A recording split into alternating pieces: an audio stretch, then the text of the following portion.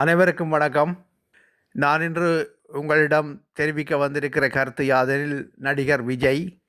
இந்த நடிகர் விஜய் யார் என்றால் அவர் ஒரு சிறந்த நடிகர், ஒரு இயக்குனரின் மகன், சிறந்த இயக்குனரின் மகன்.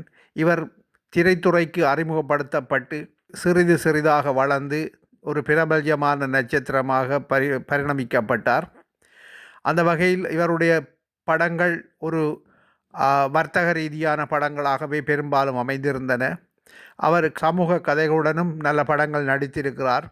அவருடைய படங்களை நாங்களும் விரும்பி ரசித்து பார்த்திருக்கிறோம்.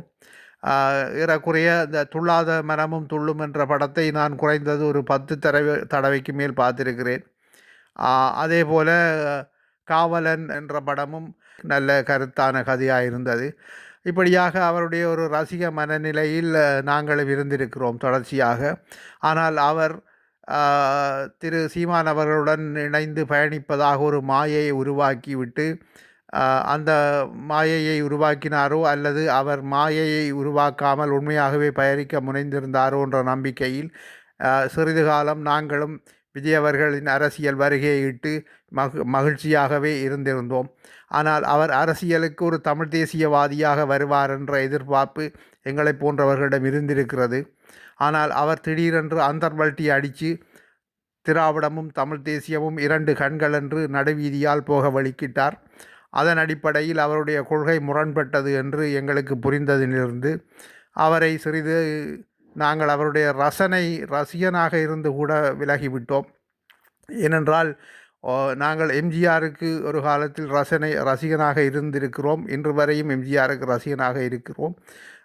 நல்ல நடிகர், நல்ல கருத்து சார்ந்த கதைகளுடன் நடித்து தன்னை பிரபல்யப்படுத்தும் போது அந்த நடிகருக்கு ஒரு ரசிகனாக இருப்பது தவறில்லை. எம்ஜிஆர் அவர்களின் திரைப்படங்களை இன்று திரையிட்டாலும் பார்ப்பதற்கு மக்கள் கூடுமளவிற்கு அவருடைய சமூக நலன் சார்ந்த கருத்தியலுடன் சிறந்த நடிப்பின் மூலம் மக்களை கவர்ந்திருந்தார். அவர் அந்த நடிப்பின் மூலம் மக்களுக்கு நல்ல செய்திகளை சொல்லி மக்களை வழிநடத்தும் அளவிற்கு அவருடைய நடிப்புகளும் அவர் அமைத்து கொண்ட திரைக்கதைகளும் அமைந்திருந்தன.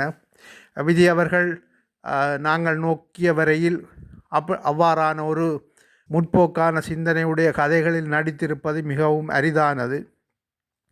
அந்த வகையில் அவருக்கு யார் தூண்டுதல் செய்தார்களோ அல்லது என்ன ஒரு ஆசையின் பேராலோ அவர் அரசியலுக்கு வர முற்பட்டிருக்கிறார்.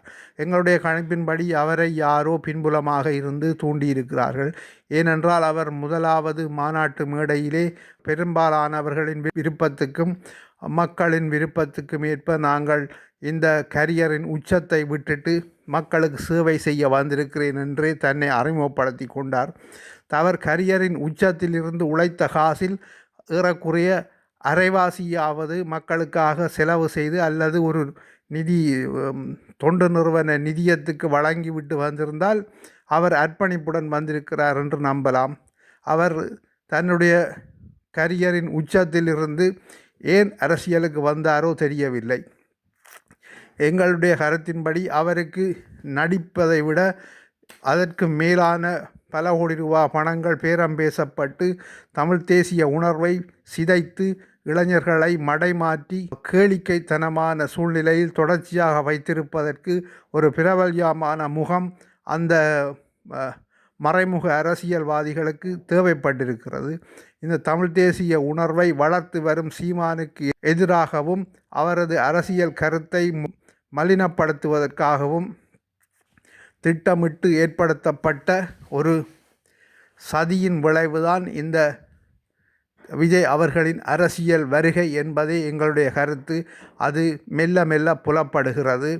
ஆனால் அவரை ஆரம்பிக்க தூண்டிவிட்டவர்கள் பொதுமக்களின் பூர்ணமான ஆதரவு இல்லை என்பதை உணர்ந்தும் வெறும் சினிமா ரசிகர்களின் கூட்டம் மட்டுமே அவருக்கு ஆதரவாக இருப்பதை உணர்ந்தும் அவருடன் கூட்டு சேருவதற்கு பல கட்சிகள் பின்னிற்பதை விளங்கியவுடன் பெரும்பாலான கட்சிகள் அவருடன் இணைந்து நின்று சீமானுக்கு எதிராக அரசியல் நகர்வை மேற்கொண்ட அந்த மறைமுக முகங்கள் விஜயை கைவிட்டு விட்டது போல்தான் தெரிகின்றது.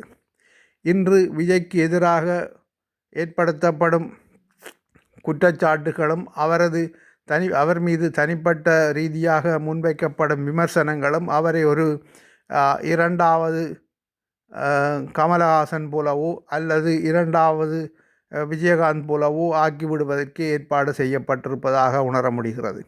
கமலஹாசன் மற்றவர்களால் அவரே நிலைமையை விளங்கி எங்கேயோ போய் அடைக்கலம் புகுந்து விட்டார். அந்த வகையில் தமிழ் தேசியத்துக்கு எதிராக இறக்கப்பட்ட பழைய முகங்கள், தமிழ் தேசிய எழுச்சி நாயகனாக இருக்கும் அண்ணன் சீமானுக்கு எதிராக ஏற்படுத்தப்பட்ட சூழ்ச்சிகளின் ஒரு அங்கம்தான் இந்த விஜய் அவர்களின் அரசியல் வருகை என்பதே எங்களுடைய கருத்து. ஆரம்பத்திலிருந்தே அவர் மீது வீணான வசைகள் பாடி பொய் சொல்கிறார், பித்தலாட்டம் செய்கிறார் என்று வசைகள் பாடி பார்த்தார்கள். அது ஏதும் எடுபடவில்லை. அவருடைய கருத்துக்கள் ஈழத்தமிழர் சார்ந்து அவர் சேர்ந்த கருத்துக்கள் உண்மை என்று நிரூபணமாகிவிட்டதுடன் அந்த கருத்துக்களை புறந்தள்ளிவிட்டு பிறகு அவருடைய தனிப்பட்ட வாழ்க்கை சம்பந்தமான விமர்சனங்களையும் அதனையும் பெருசுபடுத்தி ஒரு விடயத்தை கொண்டு வந்தார்கள். அதுவும் முறியடிக்கப்பட்டவுடன் அடுத்த ஆயுதமாக இறக்கப்பட்டதுதான் இந்த விஜய் என்ற நடிகர். இவர் ஒரு சிறந்த நடிகர். அவர் மீது அவருடைய நடிப்புக்கு லட்சம் ரசிகர்கள் இருக்கிறார்கள். ஆனால் அவருக்கு அரசியல் புரியாது என்பதை சிந்தனை உள்ள எவரும் புரிந்து கொள்வார்கள். அவரது அரசியல் நிலைத்தன்மையற்றது என்பதால் அவருடைய அரசியல் எடுபடாது. நாம் தமிழர் கட்சியை இந்த விஜய் என்ன, இதை போல 100 விஜய் வந்தாலும் சீமானின் கருத்துகளுக்கு முன்னால் எதுவும் செய்துவிட முடியாது. தமிழ் தேசியம் நிலை பெறும். நாம் தமிழர் கட்சி வலுப்பெறும். அண்ணன் சீமான் முதல்வர் ஆவார். நன்றி, வணக்கம்.